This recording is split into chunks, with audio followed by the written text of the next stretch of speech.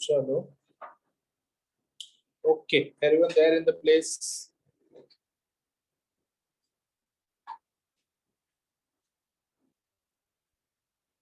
Put your videos on, everyone. Videos चालू कर दो.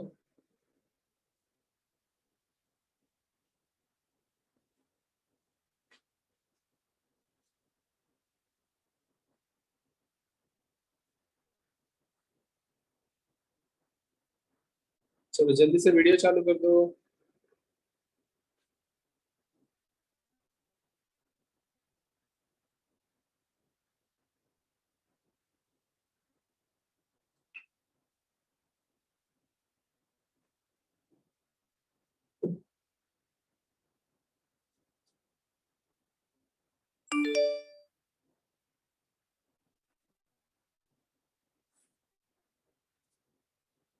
अमृत,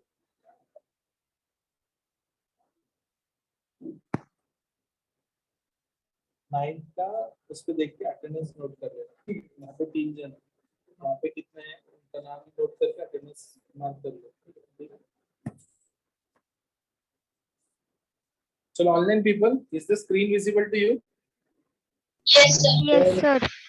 Yes, sir. Okay. Yes, sir. Okay.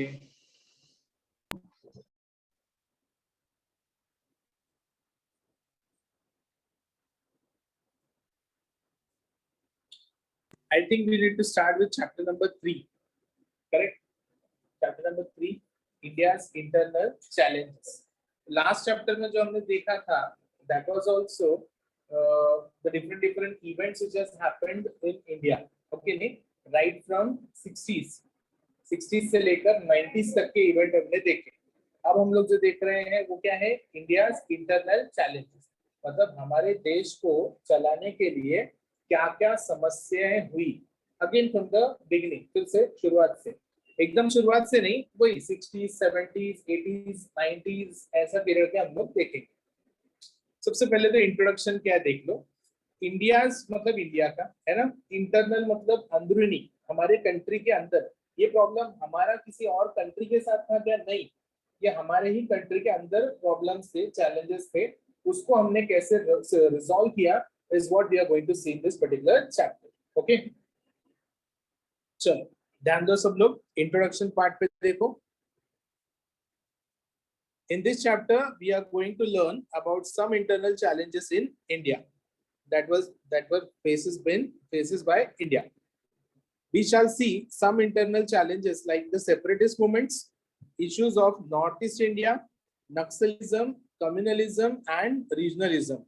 ये कुछ टर्म्स है जो हम लोग समझ के लेंगे. ठीक है. सेपरेटिस्ट मूवमेंट्स मतलब क्या, ओके, नक्सलिज्म मतलब क्या, कम्युनलिज्म मतलब क्या, एंड रीजनलिज्म मतलब क्या. इसमें सबसे बड़ा और एक खतरनाक चीज भी है जिसके बारे में हम लोग पढ़ रहे नहीं है या स्टडी नहीं कर रहे. क्या चीज है वो? जैसे कम्युनलिज्म हुआ, रीजनलिज्म हुआ, नक्सलिज्म हुआ, तो एक चीज बाकी है फिर भी.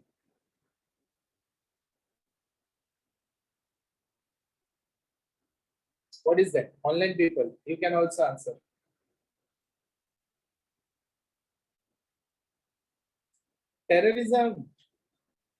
टेररिज्म दिया है क्या?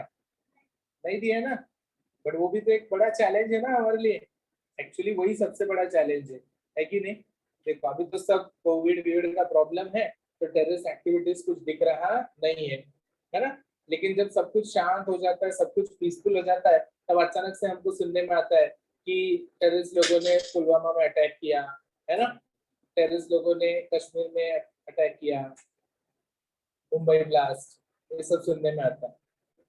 अभी शायद कोविड की वजह से वो लोग की छुट्टी पे आराम कर रहे हैं. Okay, so terrorism is also a serious problem. यहाँ पे मेंशन नहीं किया है. चलो एक एक करके देखते हैं. पहले तो देखते हैं सेपरेटिस्ट मूवमेंट्स क्या है करके. ठीक है. सेपरेटिस्ट मूवमेंट, सेपरेटिस्ट मतलब वर्ड ही क्या बताता है कि सेपरेट होने का बात कर रहे हैं लोग. तो तुमको पता रहेगा कि पहले India was a very big country, है ना. हिंदुस्तान जो था बहुत बड़ा देश था. पाकिस्तान, अफगानिस्तान सब इंडिया के अंदर आते थे, है ना. लेकिन धीरे धीरे क्या होने लगा, डिवीजन होने लगा और ये सब अलग अलग होते गए, है ना. और उसी हिसाब से पाकिस्तान अलग हुआ 1947 में. उसके बाद में माय डियर स्टूडेंट्स, पंजाब ने भी कहा, पंजाब भी बोलने लगा कि हमको भी अलग होना है, हमको भी क्या होना है, अलग होना है। अलग होना मतलब सेपरेट होना है।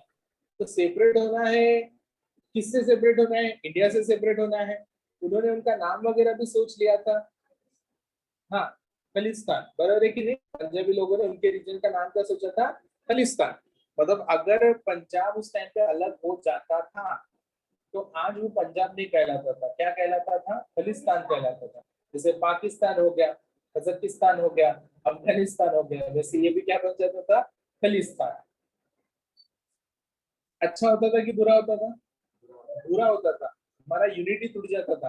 आज जो सिख लोग हैं, जो पंजाबी लोग हैं, कितने अच्छे लोग हैं वो हमारी सोसाइटी के, बराबर है कि नहीं। अच्छे खासे पढ़े लिखे लोग हैं, बहुत सारे पंजाबी लोग हैं जो कनाडा में जाके सेटल्ड है ना। और वो पंजाबी लोगों को तुमने देखा भी रहेगा, बहुत अच्छे रहते, बहुत अच्छे इंसान लोग हैं, है ना। तो ये लोग हमारे से अलग हो जाते थे। और maybe I am not saying it to be 100%, maybe जैसे पाकिस्तान हमारे लिए एक सरदर्द हो गया, खालिस्तान भी हमारे लिए एक सरदर्द हो सकता था। जैसे पाकिस्तान अलग हो गया और वो बोलने लगा कि कश्मीर हमारा है, कश्मीर हमारा है, और अब कश्मीर को लेकर झगड़ा चल रहा है। वैसे ही पंजाब अलग हो जाता था और बाद में बोलता था हरियाणा हमारा है, हरियाणा हमारा है, बराबर है कि नहीं। और फिर उसके लिए भी झगड़ा शुरू हो जाता है। जब भी हम नाम लेते हैं पंजाब का तो उस पंजाब के नाम के साथ हरियाणा जुड़ जाता है, पंजाब एंड हरियाणा ही बोलते हैं ना हम लोग, बराबर है कि नहीं? चलो, पंजाब और हरियाणा में एक कॉमन क्या है, क्या कॉमन है? Yes, online people, do you know what is common in Punjab and Haryana?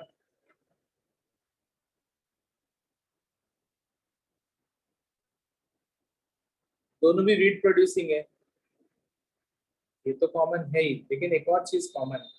Try to find out what is common between Punjab and Haryana, ठीक है। चलो नेक्स्ट लेक्चर तक टाइम देता हूँ। अब आगे बढ़ते हैं। सेपरेटिस्ट मूवमेंट समझा, अलग होने का था, है ना। तो सेपरेटिस्ट मूवमेंट सिर्फ पंजाब में था ऐसा नहीं है, नीचे साउथ में भी तो था, है ना।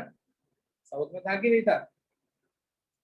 साउथ में क्या था कि तमिल पीपल वर सेइंग कि if Indian government is not able to solve the problem of Sinhalese and Tamilians, जो झगड़ा चालू है, तो तमिलनाडु को क्या कर दो, अलग कर दो। तमिलनाडु को क्या कर दो, अलग कर दो, ऐसा उनका भी मांग था। ऐसे ही मांग रखने वाले और भी बहुत सारे रीजन थे, हम लोग धीरे धीरे देखेंगे। और खास करके issues of north east India. North east India मतलब कौन सा अंग मालूम है ना भारत का, कौन सा साइड, रीजन बता सकते हो कुछ जगहों का नाम?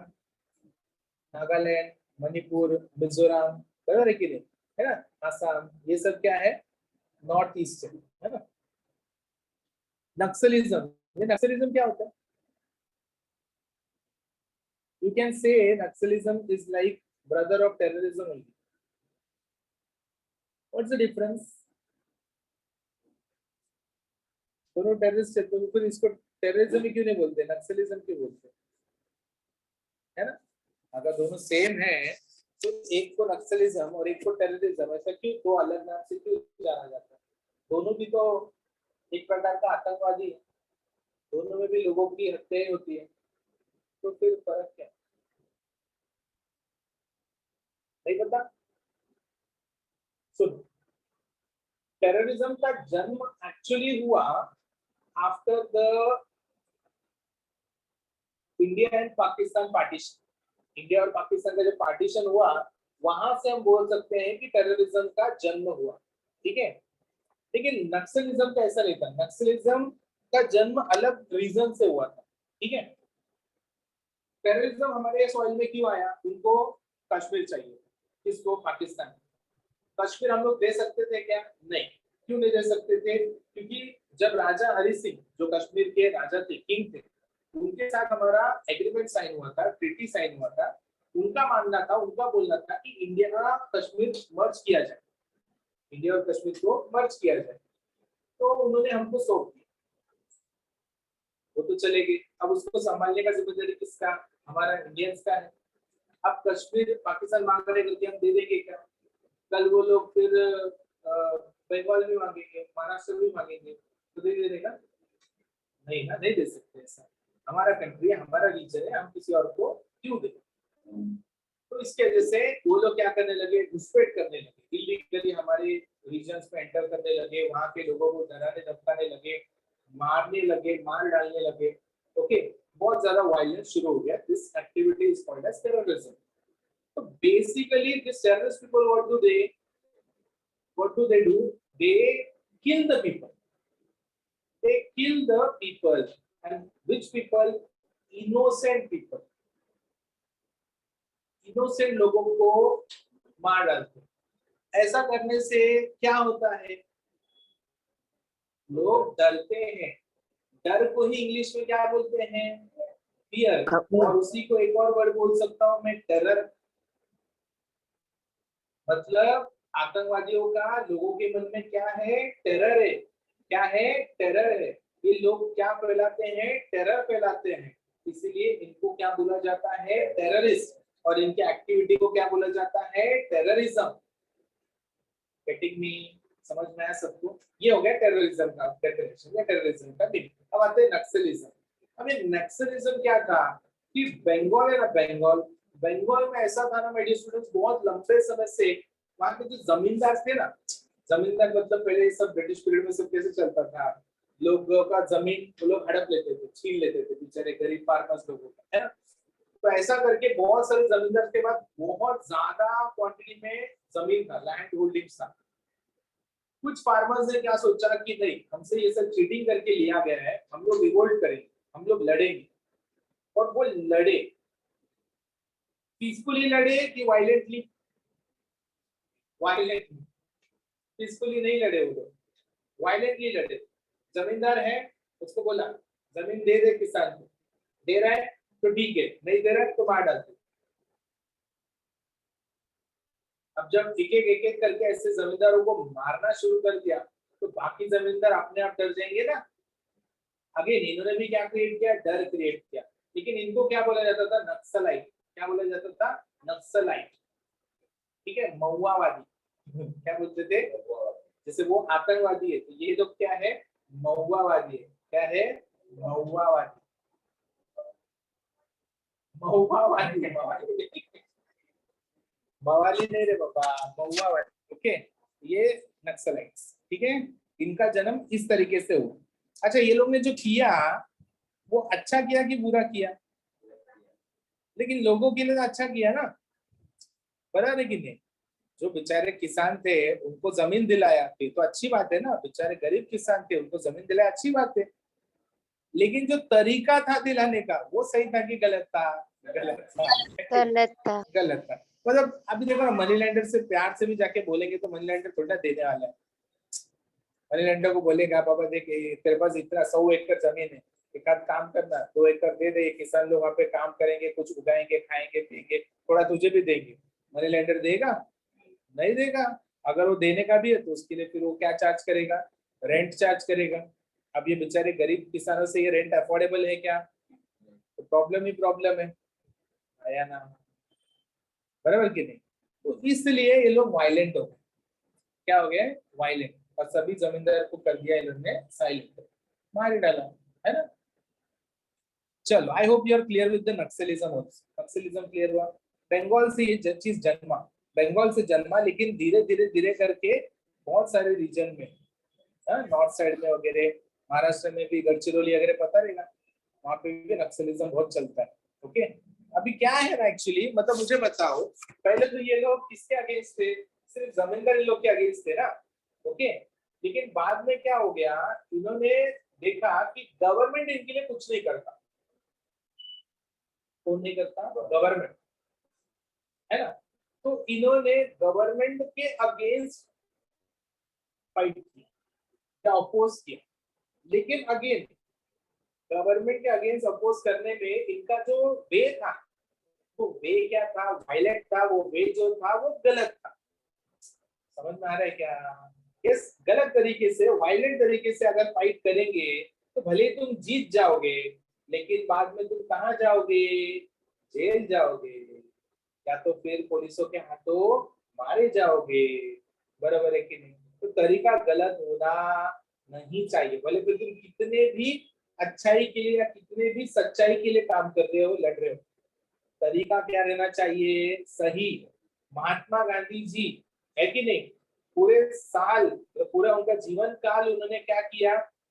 फ्रीडम स्ट्रगल के लिए फाइट किया, लेकिन उन्होंने वायलेंट तरीके से किया कि नॉन वायलेंट तरीके से किया? नॉन वायलेंट तरीके से किया, बराबर है कि नहीं? अभी उन्होंने किसी को कहा जाओ जाके काटो मारो, बोला? नहीं। अगर वो बोलते थे तो उनके एक शब्द पे पूरा देश उठ जाता था, है ना? किसी को भी चाहे तो वो उसको नाबूद कर सकते थे, लेकिन कभी उन्होंने किया नहीं। तो वो नॉन वायलेंस पे यकीन करते थे। आज इसीलिए उनको इतना रेस्पेक्ट है, he is being called as a father of the nation, क्योंकि उन्होंने देश को एक अपने बच्चे के जैसा संभाला है ना, नरिश किया, ऐसा मानते हैं। हाँ? ओके, तो नक्सलिज्म क्लियर है सबको? सबको क्लियर है? पक्का? ठीक है। अब हम बात करते हैं रीजनलिज्म। क्या है रीजनलिज्म? तो बोलोगे सर कम्युनलिज्म, तो कम्युनलिज्म पे आता हूं मैं, पर पहले रीजनलिज्म पे बात करते हैं, ठीक है? मुझे बताओ कि हम सभी लोग किसी ना किसी रीजन को बिलोंग करते हैं, आया ना? मतलब अगर महाराष्ट्र लोग हैं तो वो महाराष्ट्र को बिलोंग करते हैं, अगर तमिल लोग हैं तो वो तमिलनाडु को बिलोंग करते हैं, अगर गुजराती लोग हैं तो वो गुजरात को बिलोंग करते हैं, और अगर मलयालीज है तो वो केरला को बिलोंग करते हैं। ऐसे हर एक इंसान किसी न किसी रीजन को बिलोंग करता है, आया ना? और हर एक इंसान को अपने अपने रीजन का बहुत प्राइड फीलिंग होता है, बहुत गर्व महसूस होता है या नहीं होता है? तुम महाराष्ट्रियन हो, इसका तुमको गर्व है कि नहीं है ना? अगर तुम इस वही के हो, तुम इस भूमि में जन्मे हो, तुमको इसका गर्व है, बराबर है कि नहीं? तो तुमको ऐसा लगता है कि मेरा रीजन महाराष्ट्र, मेरा जो स्टेट है, ये सबसे अच्छा है, लगता है कि नहीं लगता? अच्छी बात है बुरी बात है? अच्छी बात है। हर एक इंसान को अपने रीजन का प्राइड फीलिंग होता है, प्राउडनेस होता है, गर्व होता है, इसमें कोई गलत बात नहीं है। तो गलत कब हो जाता है? गलत जब सेंटेंस में फर्क आता है तब होता है। मेरा सेंटेंस सुनो, ठीक है? मैं महाराष्ट्र का हूं और मुझे गर्व है कि महाराष्ट्र मेरा है, या फिर मैं शॉर्ट में बोलूं तो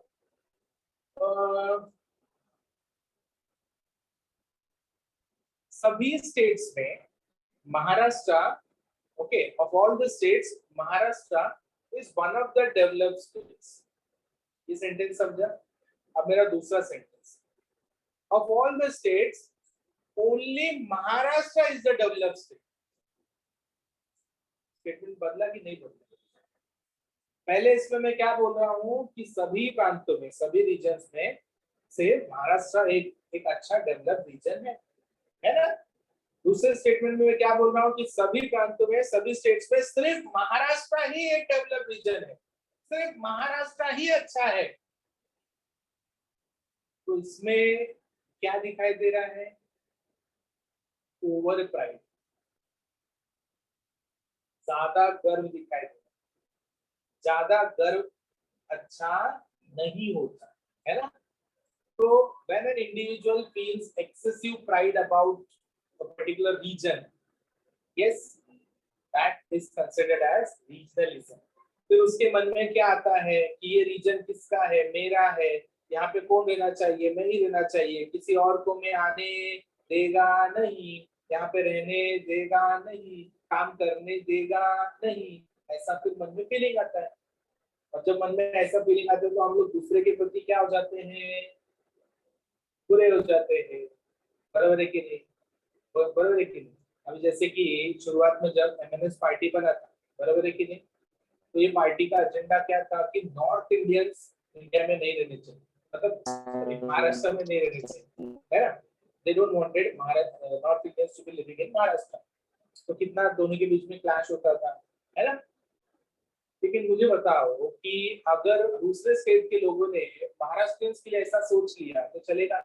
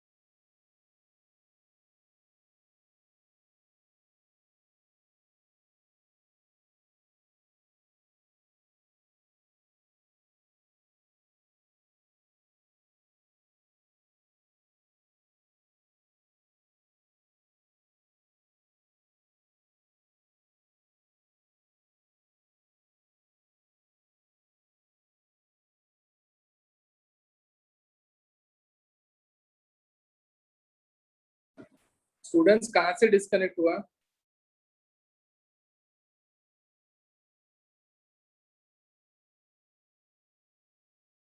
hello Sir, communalism. Ann Maria, Yes, sir. when did we got disconnected? Few minutes before. Means what was I saying at that time? Regionalism. Regionalism. Regionalism. Okay okay, regional discrimination बता रहा था। तो समझ में आया ना रीजनल डिस्क्रिमिनेशन क्या होता है, कि कोई व्यक्ति अपने ही पर्टिकुलर रीजन के बारे में वाहवाही करता है, बड़ाई करता है, और बाकी लोगों को अगर इल ट्रीट करता है, तो that is regionalism. Okay, I am coming to communalism. किसका रहा हूं मैं? कम्युनलिज्म। पहले टर्म्स को जान के लो, क्योंकि बाद में पूरा लेसन इसी पे बेस्ड है। कहाँ पे रीजनलिज्म है, कहाँ पे कम्युनलिज्म है, कहाँ पे नक्सलिज्म है, कहाँ पे सेपरेटिस्ट मूवमेंट्स है, आगे पूरा यही है। पर पता तो रहना चाहिए कि क्या सेपरेटिस्ट मूवमेंट होता है, क्या नक्सलिज्म होता है। यस, अब देखते हैं talking about communalism. Okay, communalism मतलब क्या? कम्युनलिज्म कम्युनिटी से रिलेटेड है कि नहीं? तो लोगों को जब ऐसा लगता है कि अपना कम्युनिटी ही ग्रेट है, जैसे रीजनलिज्म में कैसे लगता है, मेरा स्टेट ही ग्रेट है, मेरा स्टेट ग्रेट है दैट इज गुड, मेरा ही स्टेट ग्रेट है दैट इज नॉट गुड। अरे बाकी भी तो लोग है ना, बाकी भी तो स्टेट है ना। तो द सेम वे कम्युनलिज्म में भी कम्युनिटी सोचता है कि मेरा ही कम्युनिटी क्या है, ग्रेट है, मेरा ही नहीं नहीं नहीं, मेरा भी चलेगा, मेरा ही नहीं चलेगा, that is called as communalism. फिर लोग अपने अपने कम्युनिटी को खाली क्या करते हैं, प्रेफरेंस देते हैं, अपने खाली कम्युनिटी के लोगों को क्या करते हैं, कंसिडर करते हैं। अच्छी बात है, बुरी बात है, बुरी बात है, सबको कंसिडर करो, सबको अपॉर्चुनिटी दो। समझा क्या? Yes sir, no sir, online people? Yes, sir. Okay, तो ये हुआ हमारा इंट्रोडक्शन। अब हम लोग कंटेंट की तरफ जाते हैं। सबसे पहले तो सेपरेटिस्ट मूवमेंट है। तो सेपरेटिस्ट मूवमेंट में सबसे पहला क्या है? It is about Punjab. Punjab ने डिमांड किया था, बरोबर है? किस चीज का डिमांड किया था? खालिस्तान का डिमांड किया था। I hope everyone remember this thing. Yes, देखो जरा, the unrest in Punjab. Okay, Akali Dal was a major political party in Punjab. In 1973, the Akali Dal passed the Anandpur Sahib resolution. तो इन्होंने meeting लिया और meeting में decide किया कि Anantapur Sahib resolution के अकॉर्डिंगली हमारी कुछ मांगे हैं। हमारी क्या है? मांगे। देखो, The following demands were made in this resolution. अच्छा सर, ये रेजोल्यूशन का मतलब क्या होता है? सॉरी, हाँ, ये रेजोल्यूशन का मतलब क्या होता है? Resolution means final decision.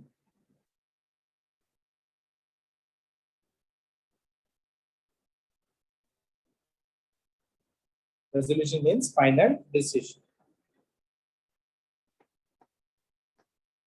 So इन्होंने फाइनल डिसीजन लिया. क्या लिया? Chandigarh should be made part of Punjab.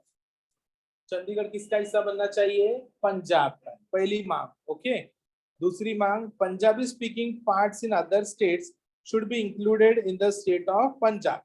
Punjab के आसपास में अगर कोई रीजन है जहाँ पे पंजाबी भाषा बोली जाती है तो वो किसके अंदर आना चाहिए? पंजाब के अंदर.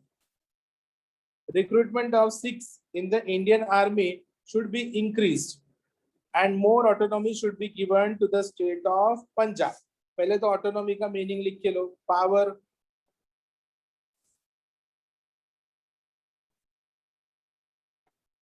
Autonomy means power.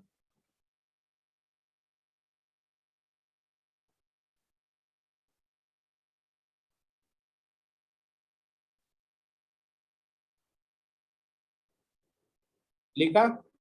Okay. Freedom, power. ठीक है. हाँ, अनरेस्ट ऑफ पंजाब में नीचे से पांचवा छठवा लाइन.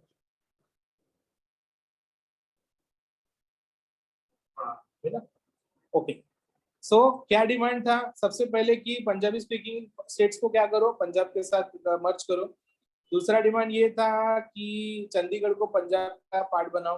तीसरा डिमांड ये था कि recruitment of Punjab Sikh soldiers should be more in the Indian army and ज्यादा पावर दिया जाए. किसको? Punjab. Akali Dal came to power in Punjab in 1977. Election हुआ, वोटिंग वगैरह हुआ और पावर में कौन आया? Akali Dal. While taking charge, they asked for a larger share of river waters for Punjab. That is the holy. अच्छा, डिमांड उनके और बढ़े. उन्होंने ज्यादा हिस्सा मांगा. किसमें? रिवर का पानी में ज्यादा हिस्सा चाहिए था उनको. ऐसा उन्होंने डिमांड रखा. और डिमांड रखा कि holy city status for Amritsar etcetera along with their old demands. तो जब वो लोग पावर में आए 1977 में तो उनकी डिमांड और बढ़ गई.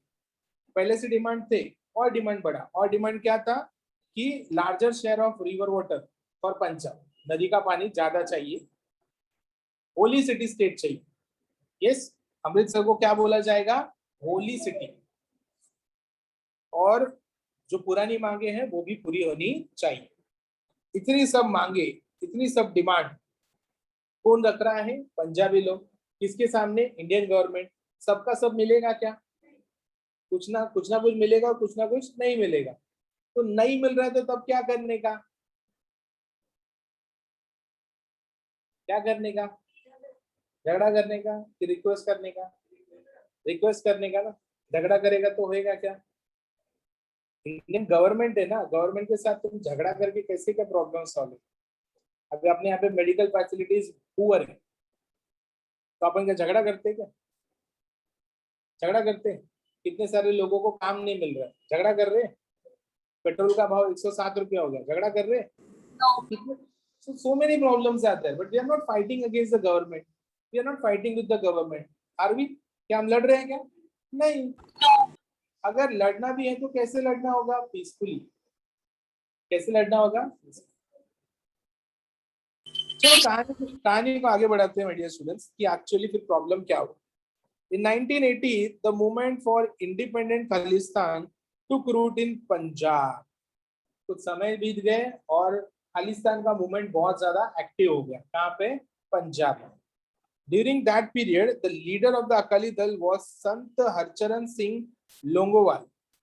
क्या नाम है? संत हरचरण सिंह लोंगोवाल. ये उनके लीडर का नाम है. कौन से पार्टी के लीडर थे वो? Akali Dal. He used to direct his activities from the Golden Temple to stage protests. अब ये खुद तो बैठ गए छुप के कहाँ पे? गोल्डन टेम्पल में. और वहां से सभी अपने जो एक्टिविटीज कार्यकर्ता है उनको गाइडेंस कर रहे थे. ऐसा करो, वैसा करो, इधर जाओ, उसको मारो, उसको पकड़ो, all these things. On the other side of the Golden Temple, armed followers started gathering around the staunch Khalistan supporter Sant Jarnail Singh Brindanwale. इन्होंने क्या कर लिया मालूम है क्या? जो गोल्डन टेम्पल है ना, उसको एक किला जैसा बना लिया। किला मतलब क्या? ये सब वहां पे बैठ के बंदूक बिंदुक सब लेकर, हथियार वगैरह लेकर, और फिर किसी को भी वहां पे एंट्री नहीं। कब्जा कर लिया एक तरीके से बोलो तो। क्या कर लिया? कब्जा। During that period terrorist activities had begun. ठीक है, बहुत ज्यादा टेररिस्ट एक्टिविटीज बढ़ गया। Brindanwale was arrested in 1981 accused of the murder of newspaper editor Lala Jagat Narayan.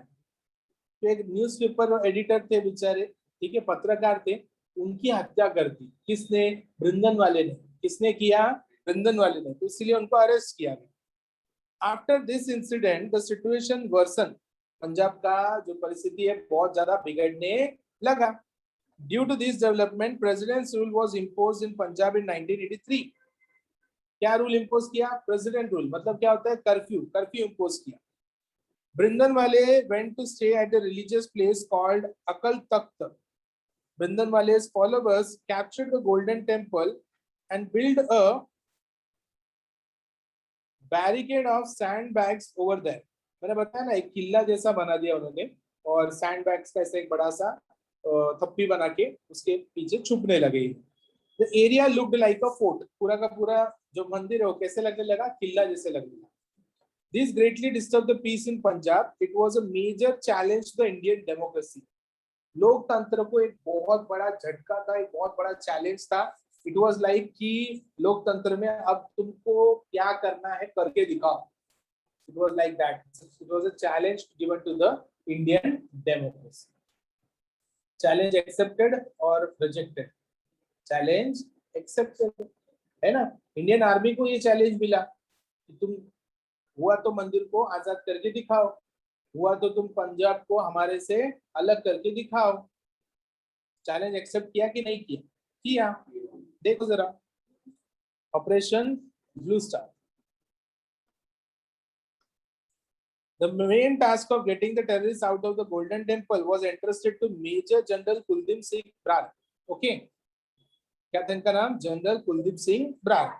On morning of 3rd June 1984, the mission Operation Blue Star started. The operation ended on 6th June. In this military operation, the Indian Army functioned with great restraint. मतलब रोक के रखे। Restraint मतलब stop. Restraint मतलब stop. किसको रोक के रखे? टेररिस्ट लोगों को रोक के रखे। The operation ended with the death of Brindanwale and other terrorists. और फाइनली क्या हुआ? बृंदनवाले मारे गए, बाकी के टेररिस्ट भी मारे गए। आगे देखो, in 1986 an operation had to be conducted against terrorists in the Golden Temple once more. फिर से एक प्रॉब्लम, फिर से टेररिस्ट लोग मंदिर में घुस गए। वो उधर के ही लोग थे, ठीक है, और मंदिर को कब्जा कर लिया। अब इस बार फिर से, it was called operation black thunder. क्या नाम था? Operation black thunder. After this action was taken the process of establishment of peace in Punjab picked momentum. तो ये दो ऑपरेशन के बाद में ही पंजाब में पीस मेंटेन हुआ, क्योंकि जितने भी वायलेंट लोग थे सबके सब क्या हो गए? मारे गए। अब जो लोग हैं वो लोग क्या चाहते थे? पंजाब में पीस चाहते थे, शांति और अमन चाहते थे, इसीलिए ये लोग बच गए। यहाँ तक पढ़ गए लोग। और यही रीजन बना ना बाद में कि गोल्डन टेम्पल में जब इंदिरा गांधी जी ने बोला कि फोर्सेस को बोला जाओ जाके हमला करो, मारो, कुछ भी करो, लेकिन सब टेररिस्ट मर जाने चाहिए, तो उधर के बहुत सारे लोग का सेंटीमेंट हर्ट हुआ। मंदिर में यार फायरिंग करा दिया, मंदिर में बॉम्ब उड़ा डाला, इसीलिए उनके बॉडीगार्ड ने उनकी क्या कर दी? हत्या कर दी। देखिए, ठीक है, देखा है जरा last last lecture, last chapter में हमने पढ़ा था। चलो गो थ्रू, यहाँ तक पढ़ा है, वहां तक जरा गो थ्रू कर लो।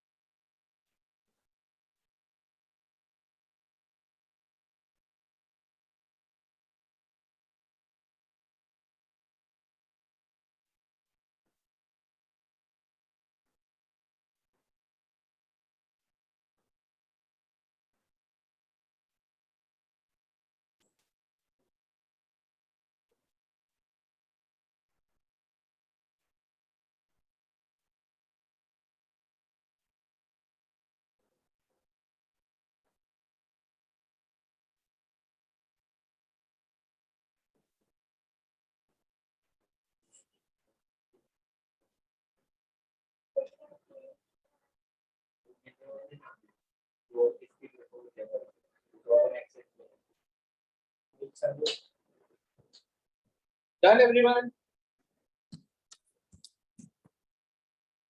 Online people. Yes, sir. चलो आगे बढ़ते हैं, जरा एक एडिशनल टॉपिक दिया है, देखो, डू यू नो बैलेंस पट्टी अभी लेना था, वही ऑफलाइन लेक्चर के बारे में बताना आ रहे हो। चलो, military expedition taken up. Expedition मतलब एक मिशन, एक operation. A particular objective is called an operation. Operation Blue Star was the operation undertaken to evict the terrorists hiding in the Golden Temple. तो उसी को ऑपरेशन बोलते हैं, उसी को एक्सपीडिशन बोलते हैं, ठीक है। पंजाब का कहानी खत्म, ठीक है। सेपरेट होने का था, इन सबको क्या किया, ऊपर भगवान के पास भेज दिया, है ना, और पंजाब को इंडिया के साथ, पहले से इंडिया के साथ ही था। नेक्स्ट आगे बढ़ते हैं, क्या है, issues concerning north east India. Issues concerning north east India. North east का क्या समस्या था, उसके बारे में जरा जानकारी लेते हैं, ओके। चलो, north east India consist of 8 states. 8 states की बात कर रहे हैं हम लोग। कौन सा? आसाम, अरुणाचल प्रदेश, मणिपुर, मेघालय, मिजोरम, नागालैंड, सिक्किम एंड त्रिपुरा। टोटल ऐसे कितने स्टेट्स है? 8। ये 8 स्टेट्स को मिलाते हम लोग नॉर्थ ईस्ट इंडिया करके कंसिडर करते हैं। 1 या 2 नहीं है, कितने हैं? 8। मोस्टली ये नाम हम लोग ज्यादा लेते नहीं, इसके लिए हमको मालूम नहीं। हम गुजरात, राजस्थान, मध्य प्रदेश ये सब बार बार नाम लेते हैं, इसलिए हमको पता है। लेकिन ये नॉर्थ ईस्ट रीजन है, क्या क्या है? आसाम है, अरुणाचल प्रदेश है, मणिपुर है, मेघालय है, मिजोरम है, नागालैंड, सिक्किम एंड त्रिपुरा, ठीक है। ये सब वहां के regions. International borders of India touch each of the states of varying extents. ये अलग अलग जो रीजन्स है, इनके बॉर्डर्स को टच करता है India, okay. These states are different with respect to the ethnicity, language and cultural diversity. Ethnicity मतलब क्या? ट्रेडिशन। Ethnicity, tradition. इनका जो ट्रेडिशन है ये पुराना है और सबका क्या है? अलग अलग है। लैंग्वेज अलग है, भाषा अलग है। कल्चरल डाइवर्सिटी मतलब कल्चरल प्रैक्टिसेस भी क्या है? डाइवर्स है, मतलब डिफरेंट है, ठीक है। सबका कल्चर, सबका रीति रिवाज भी क्या है? अलग है, ठीक है। The first Prime Minister of independent India took the lead in bringing the tribes living in these areas into the mainstream of the country. कौन थे first Prime Minister? Pandit Jawaharlal Nehru. Pandit Jawaharlal Nehru. Pandit Jawaharlal Nehru. तो उन्होंने ये मतलब परिश्रम किया कि क्या किया जाए, इन रीजन्स को इंडिया के साथ में मर्ज किया जाए। In 1954, he formed the Northeast Frontier Agency called as NEFA. क्या नाम था? NEFA. Area comprising of the territories of the Sino-Indian border and the tribal areas towards the north of Assam. ठीक है?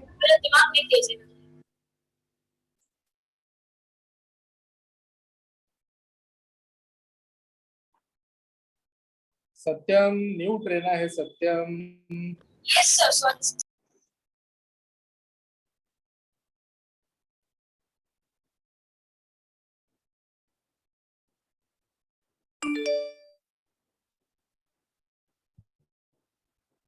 Okay, north east frontier region का एक group बना है, उसका नाम क्या था? नेफा। क्या नाम था?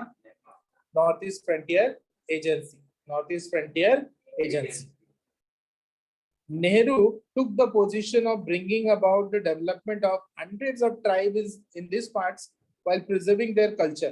देखिए, उनके संस्कृति को, उनके सभ्यता को भी कुछ नुकसान नहीं पहुंचाना है और साथ ही साथ उनको इंडिया के साथ में लेकर आके डेवलप भी करना है। ये विचार था किसका?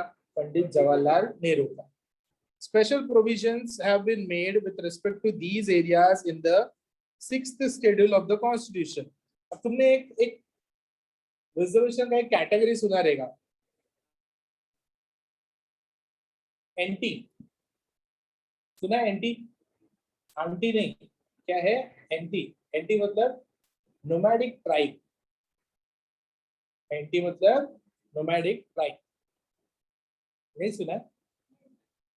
फिर एसटी सुना है क्या? एसटी, एसटी भी नहीं सुना है?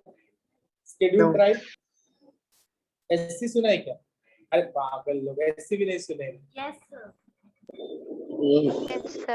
शेड्यूल कास्ट है ना एससी, तो वो तो पता रहना चाहिए, नहीं पता है तो जाने दो। लेकिन एसटी और NT, schedule tribe and nomadic tribe, ये ट्राइब मतलब क्या? आदिवासी। ट्राइब मतलब क्या? आदिवासी। तो इनके लिए अलग सा प्रोविजन बनाया गया। प्रोविजन मतलब संविधान में इनके लिए अलग सा बेनिफिट बनाया गया। क्या बेनिफिट था या क्या बेनिफिट है, पता है क्या तुमको? नहीं पता? ठीक है, पहले जरा ये देख लेते हैं, ठीक है? क्या था? In 1965 the responsibility of administering this area was given to the ministry of external affairs. तो मिनिस्ट्री ऑफ एक्सटर्नल अफेयर्स को कामकाज दिया गया कि इन रीजन्स का देखभाल आपको करना है। In north eastern council act of 1971 was supposed to advise the central government regarding aspects of common interest in economic, social spheres, interstate transport, electricity, food control, etc. मतलब हर एक जगह में ये सब चीज जाना चाहिए माय डियर स्टूडेंट्स। फूड जाना चाहिए, इलेक्ट्रिसिटी जाना चाहिए, अच्छा रोड होना चाहिए, एजुकेशन मिलना चाहिए, ये सब चीज के लिए बनाया गया था मिनिस्ट्री ऑफ एक्सटर्नल अफेयर्स को। ये काम दिया गया कि आप लोग ये काम संभालोगे। किसके लिए था ये? ट्राइब्स के लिए, जो आदिवासी लोग जो जंगल में रहते हैं उनके लिए। समझता है क्या? समझता है क्या? क्योंकि पहले तो माय डियर स्टूडेंट सब लोग जंगल वगैरह में ज्यादा रहते थे ना, शहर तो बाद में बनने लगा। ऐसा है क्या कि शहर पहले था और वो सब जंगल में कन्वर्ट हो गया? नहीं, पहले जंगल थे, वो सब किस में कन्वर्ट हो गया? शहर में कन्वर्ट हो गया। तो माय डियर स्टूडेंट्स, ये जो शेड्यूल 6 है, इसके अकॉर्डिंगली प्रोविजन दिया गया, रिजर्वेशन दिया गया। क्या दिया गया? आरक्षण। शेड्यूल ट्राइब और नोमैडिक ट्राइब के लोग हैं, अगर आदिवासी लोग हैं, तो उनके लिए रिजर्वेशन रहेगा। रिजर्वेशन मतलब क्या? उनके लिए रिजर्व्ड सीट्स रहेगा। तुम अगर होटल में जाते हो, तुमको कोई टेबल पसंद आया तो, लेकिन वहां पे बोर्ड डाला रहता है रिजर्व्ड करके। मतलब क्या कि तुम वहां पे बैठ सकते हो क्या? नहीं, वो किसी के लिए तो रिजर्व्ड है, हाँ बुक किया हुआ है। तो वैसे ही यहाँ पे भी शेड्यूल ट्राइब्स नोमैडिक ट्राइब्स के लिए सीट्स क्या किए गए थे? रिजर्व किए गए थे कि उन जगहों पर, भले फिर वो जॉब रहे, एजुकेशन रहे, कोई भी फील्ड रहे, उसमें किसको जगह मिलेगा? ये जो रिजर्व कैटेगरीज है ना, ये जो ट्राइबल पीपल है, इन्हीं को मिलेगा। ऐसा रिजर्वेशन लाया। तो इन लोगों को स्पेशल प्रोविजन मिला कि हमारे लिए सीट्स क्या है? रिजर्व है। अच्छी बात है। तो हम लोग गवर्नमेंट को सपोर्ट करेंगे कि नहीं करेंगे? करेंगे। ओके, पढ़ के लो everyone।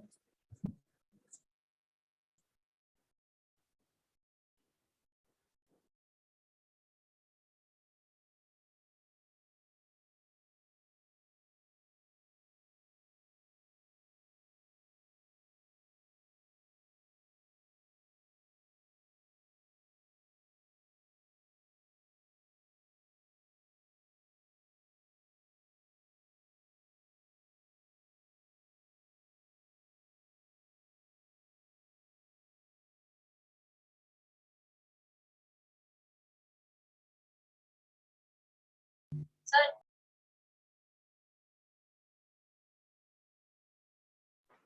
बोलो। सर मेन स्ट्रीम मतलब? मेन स्ट्रीम मतलब एज एन इम्पोर्टेंट पार्ट। ऐसा नहीं रहना चाहिए ना कि नॉर्थ ईस्टर्न है तो हल्के में लेने का, नहीं, will be considered as the main reason of India.